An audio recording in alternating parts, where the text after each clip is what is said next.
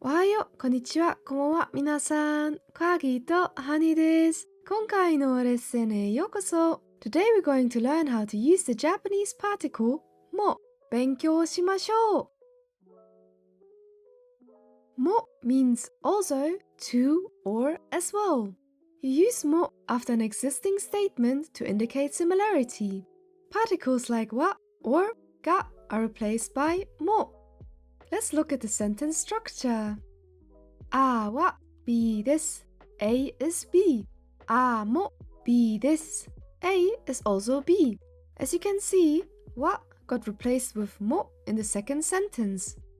Now let's look at some examples. Kwagi は先生です。Kwagi is a teacher. 彼女も先生です。She's also a teacher. 彼女も先生です。私はアメリカ人です。I'm American. 彼もアメリカ人です。He's also American. 彼もアメリカ人です。私はアニメが好きです。I like anime. 友達もアニメが好きです。My friend also likes anime. 友達もアニメが好きです。If you're having a conversation and you want to say me too, you usually don't need to repeat what the other person said. For example, 私は先生です。私もです。私はアメリカ人です。私もです。私はアニメが好きです。私もです。I also put 私は in brackets because it might be omitted if it's clear who or what is being talked about. I go into more detail about this in this video.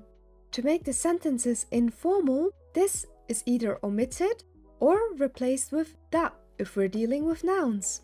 We can also add yo to make it sound more friendly and informative. The sentences from earlier will now look like this. 先生だよ。私も。